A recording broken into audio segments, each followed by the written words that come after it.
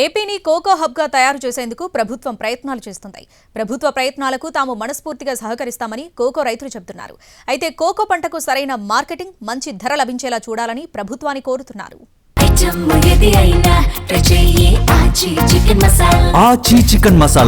AP రాష్ట్రాన్ని cocoa హబ్గా మార్చాలనే లక్ష్యంతో కూటమి ప్రభుత్వం అడుగులు వేస్తోంది.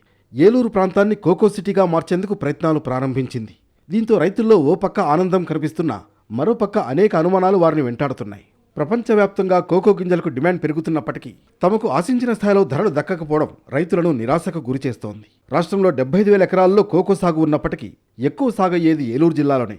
ప్రధానంగా కొబ్బరి, ఆయిల్ పామ్ పంటలకు అంతర పంటగా రైతులు కోకోను సాగు చేస్తున్నారు. రైతులు ఎంతో కష్టపడి కోకో గింజలు ఉత్పత్తి చేస్తుంటే మార్కెటింగ్ విషయంలో ఆశించిన స్థాయిలో సౌకర్యాలు లేకపోవడం రైతులకు పెద్ద సమస్యగా మారింది.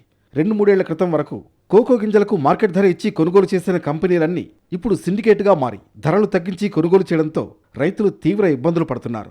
రాష్ట్రంలో 30 ఏళ్లకు పైగా కోకో పంట సాగవుతుంటే ఇంతవరకు కోకో గింజలకు ధర నిర్ణయ విధానం లేకపోవడంతో కంపెనీలు ఆడింది ఆట పాడింది పాటగా ఉంటోంది. పామాయిల్ రైతులు ఆయిల్ పామ్ గెలలకు ధర నిర్ణయ సూత్రాన్ని సాధించుకున్నారు. అదేవిధంగా కోకో గింజలకు కూడా అంతర్జాతీయ మార్కెట్ ధరను అనుసంధానిస్తూ ఫార్ములాను రూపొందించాలని రైతాంగం కోరుతోంది. ఇవాళ కోకో గింజలకి ధరల పాలసీ ప్రకటించండి, ధరలు నిర్ణయించండి.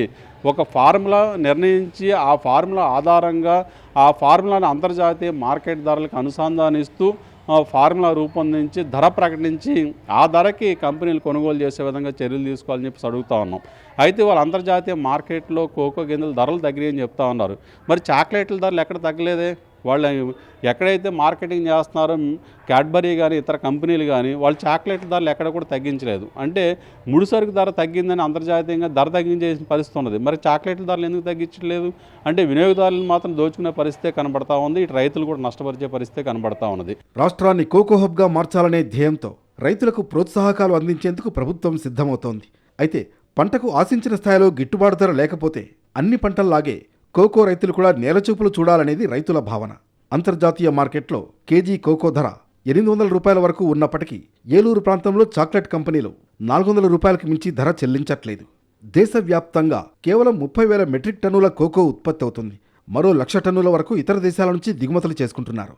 అది కూడా ఎలాంటి సుంకాలు లేకుండానే దిగుమతులు చేసుకోవడంతో చాక్లెట్ తయారీ కంపెనీలు రైతులను దెబ్బతీసే విధంగా ధరలు నిర్ణయించుకుంటున్నాయని ఆరోపిస్తున్నారు రైతులు.